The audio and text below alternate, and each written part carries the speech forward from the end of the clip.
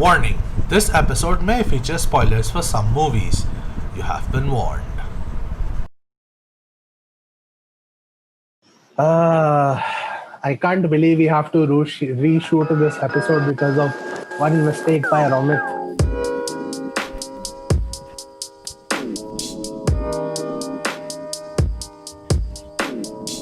Oh, hello, my friend. Welcome to another episode of the Don't Be Serious podcast.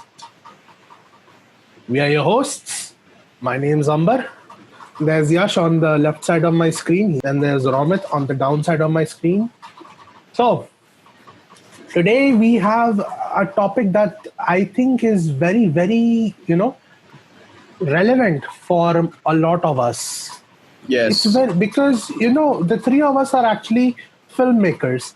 And this topic is something that is going to be definitely relevant for all the filmmakers out there. So each of us has chosen a director, and basically, we are talking about three directors that we think every aspiring filmmaker should know about. So, with that out of the way, let us begin our discussion for this topic. So, first of all, we have our heavenly friend Yash, whose frame is a bit too bright right now. Yeah. So, Yash, what's the director that you have chosen? Today's topic is very interesting for all of us, and I hope you guys take something interesting from this. So, the filmmaker that I have chosen, director I have chosen, is clearly for me is Christopher Edward Nolan. He was born on 30th July 1970. Okay, and he's a British American, and he was born in Westminster, London. Christopher Edward Nolan, by far, is one of the most experimental directors that you guys could ever get to really know. Okay, he's in fact been called not just modern but post-modern.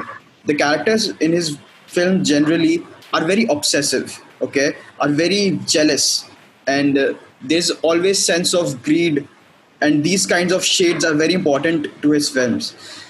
And the first film that really happens for Christopher Nolan is Following, okay, which talks about a novelist who's nameless in the entire film, by the way, and goes on to the journey to have his own breakthrough moment.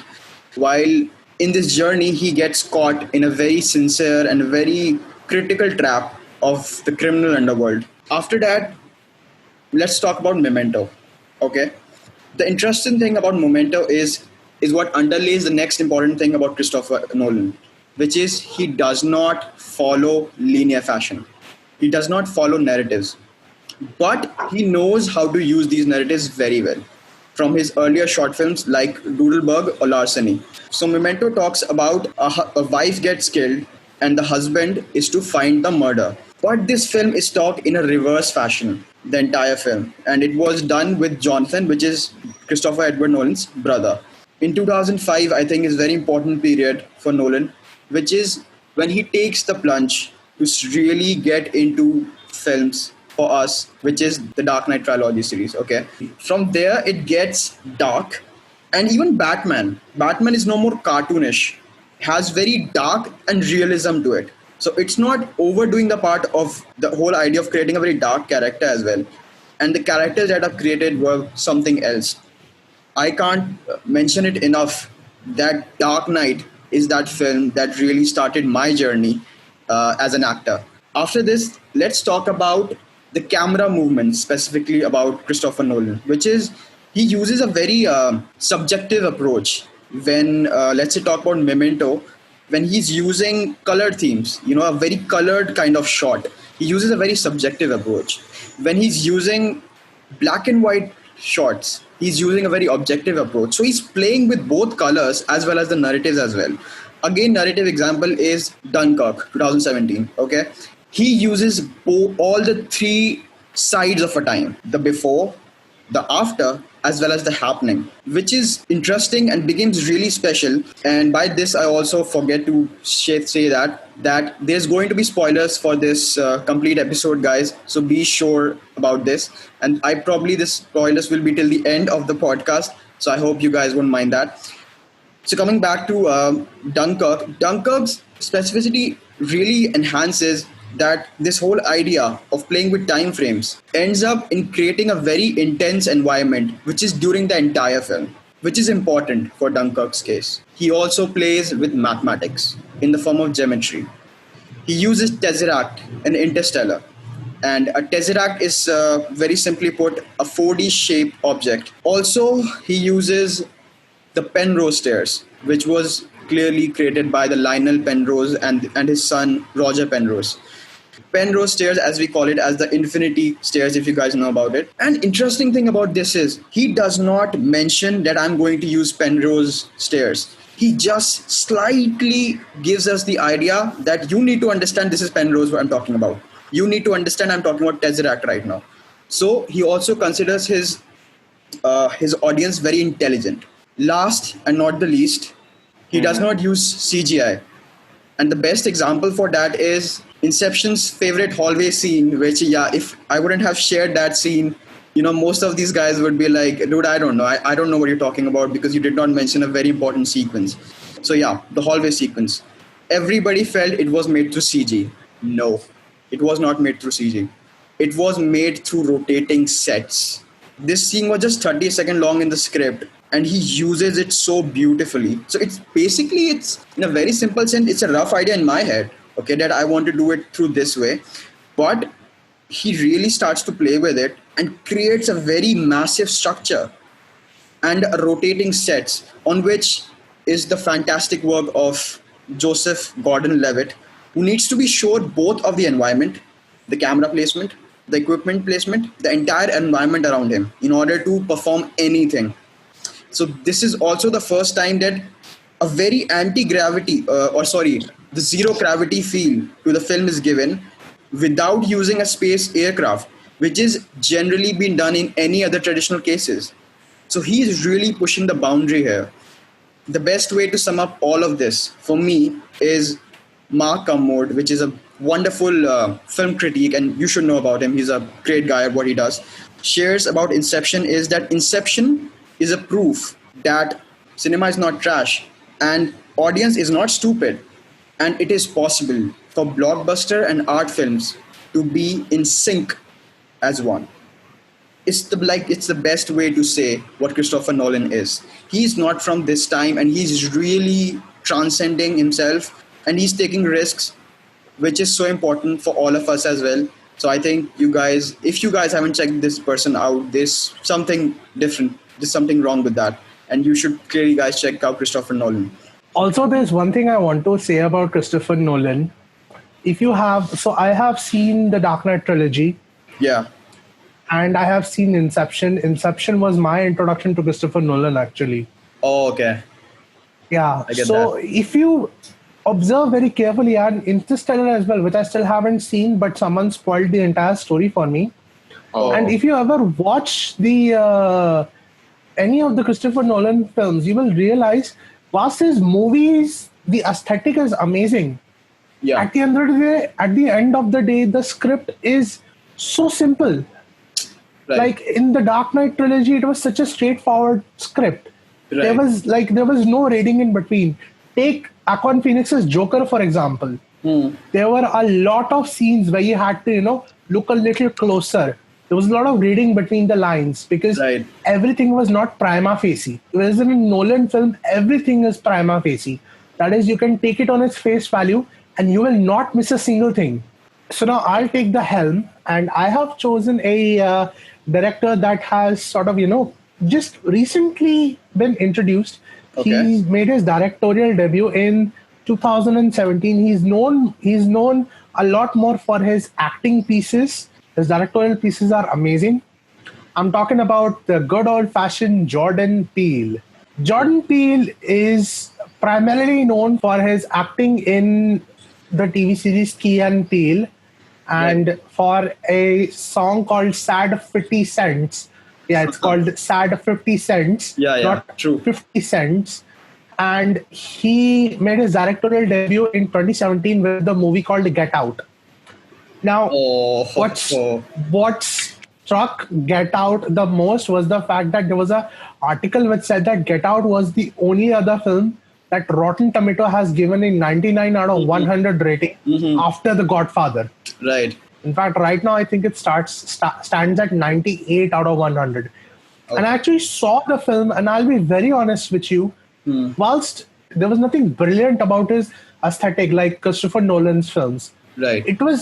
the script was far, far, far too powerful. Like if you take the example of Joker on 1917, the visuals are amazing, Right. but then so the script, right? Right. Here in Jordan Peele's Get Out, past the script was overpowering. The visuals were not that remarkable, I would say.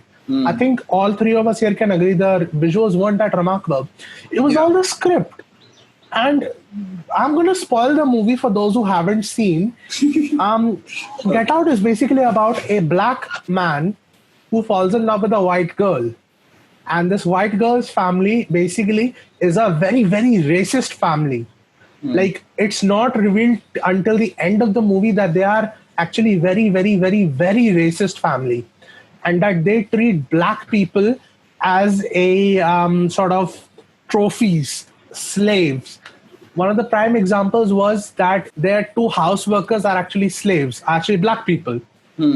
And it's just so mind-blowing. And there are so many metaphors in that movie, so many hidden imagery in the movie. Like in one scene there is where Rose is searching for her next victim. She's sitting down wearing a sweater that looks exactly like that of Freddy Krueger. And she has a bowl of cereal in her hand, okay? And she doesn't pour milk and she eats it straight away dry. The reasoning behind it, she doesn't want white things to mix with colored things. When I finally actually looked up the explanation videos, my mind was blown.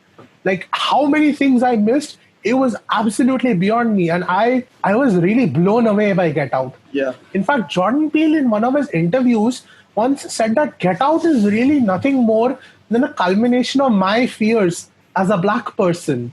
Get Out really highlights that, the Black Lives Matter movement has miles and miles to go.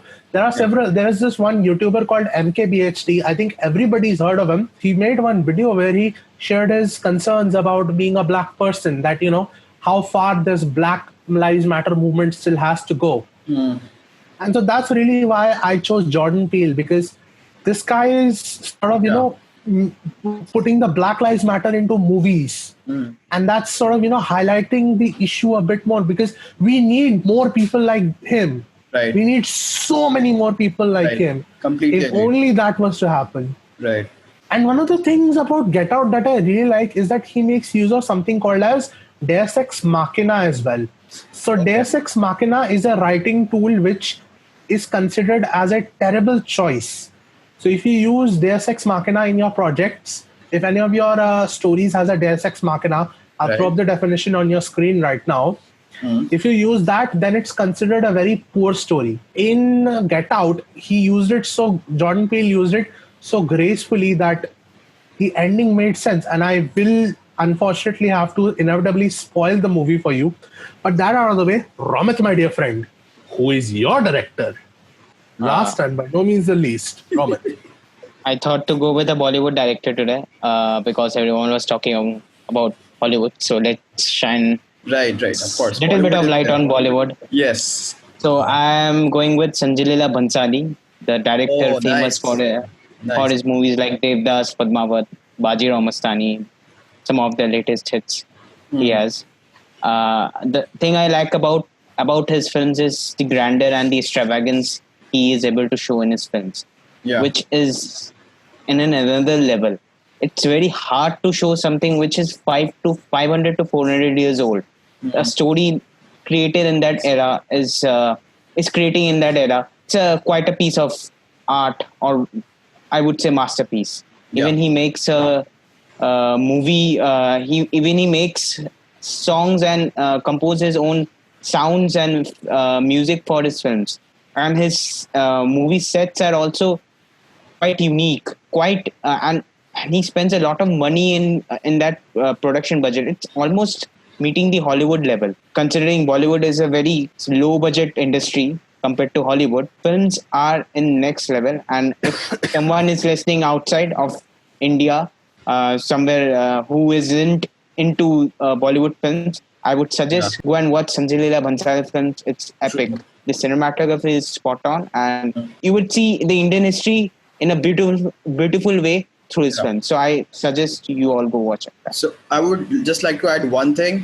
If you want to know what exactly Sanjay Leela Bhansali is, in one word, he is a painting onto your celluloid. I can't say it better than that. Yeah. So you guys must check out if you don't know what Sanjay Leela Bhansali is and what he's capable of. It's a must to know who this guy was. Yeah. All right. So I was gonna say, if you guys remember Ram Leela, you remember how vivid, how colorful the visuals were. You remember that? Like, it was hard to believe that the film was shot before HDR was becoming popular. It was shot way back in 2012, and it's hard to believe that the thing was not shot in HDR, and yet it looked like it was made in HDR. One more thing about that film, which is very important to mention, is the whole film is about betrayal. Okay, there's very dark mood to it, and the entire story is also painted like a red. If you imagine the shots, it's very clear that it's painted like a red surface to give you that understanding that this is what we're trying to do, which is brilliant, yaar. So, with that, I think we have come to the end of today's episode of Don't Be Serious podcast. So now I would like to ask the listeners out there, what's a director that you think every aspiring filmmaker should know about? And let us know down there. We're always willing to hear some feedback from you guys. So, bye!